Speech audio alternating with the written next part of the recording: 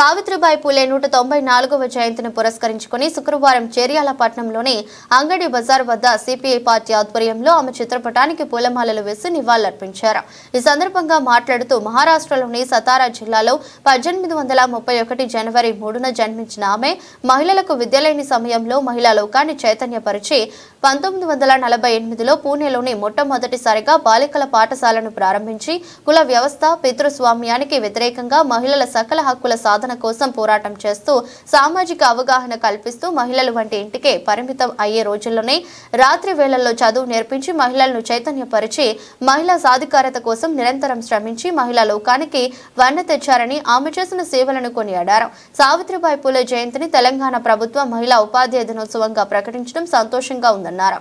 కార్యక్రమంలో CPI division committee సభ్యులు కత్తుల భాస్కర్ రెడ్డి, గడ్డి పరమేశ్, గదరాజు మమత, చామంతుల నిర్మల, పేర్క అనుష, పల్లెల అరుణ తదితరులు పాల్గొన్నారు. మొట్టమొదటి మహిళా ఉపాధ్యాయురాలు సావిత్రిబాయి పూలే 194వ జయంతిని పురస్కరించుకొని ఈరోజు చేర్యాల మండల కేంద్రంలోని అంగడి బజార్లో మహిళలతో కలిసి భారత కమ్యూనిస్ట్ పార్టీ సిపిఐ నాయకులుగా ఆమె చిత్రపటానికి పూలమాల వేయడం జరిగింది. పూలమాల వేసి ఘనంగా నివాళులు అర్పించడం జరిగింది. అసమానతలు అవమానాలు జరగకుండా మహిళలకు ఎదుర్కొంటున్నటువంటి అనేక సమస్యల సాధన కోసం పనిచేసినటువంటి గొప్ప ఉపాధ్యాయురాలు, మొట్టమొదటి ఉపాధ్యాయురాలు. మహిళలు అన్ని రంగాల్లో ముందుండాలి, విద్య, వైద్యం, వ్యాపార, రాజకీయ అన్ని రంగాలలో ముందుండాలని కోరుకున్నటువంటి మొట్టమొదటి గొప్ప వ్యక్తి ఎవరైతే ఉన్నారంటే ఆమె సావిత్రిబాయి పూలే. మరియు చదువుల తల్లి సావిత్రిబాయి పూలేకు ఘనంగా నివాళులు అర్పించడం జరుగుతూ ఉంది. ఆమె స్ఫూర్తితోటి మహిళలు ఎదుర్కొంటున్నటువంటి సమస్యల సాధన కోసం భారత కమ్యూనిస్ట్ పార్టీగా మేము పోరాటం చేస్తామని తెలియజేస్తా ఉన్నాం.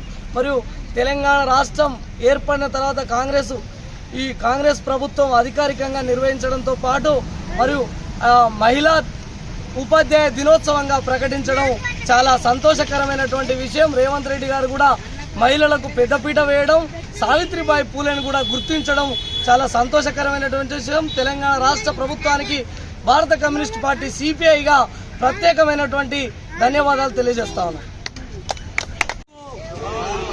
జోహార్ సావిత్రిబాయి పూలేకు, సాధిద్దాం సావిత్రిబాయి పూలే గారి ఆశయాలను, సాధిద్దాం సావిత్రిబాయి పూలే గారి ఆశయాలను, సాధిద్దాం సావిత్రిబాయి పూలే గారి ఆశయాలను. జోహార్ సావిత్రిబాయి పూలే గారికి. పోరాడదాం మహిళల హక్కుల కోసం, పోరాడదాం మహిళల హక్కుల కోసం. ఫోటో పడదా మంచిగా మంచి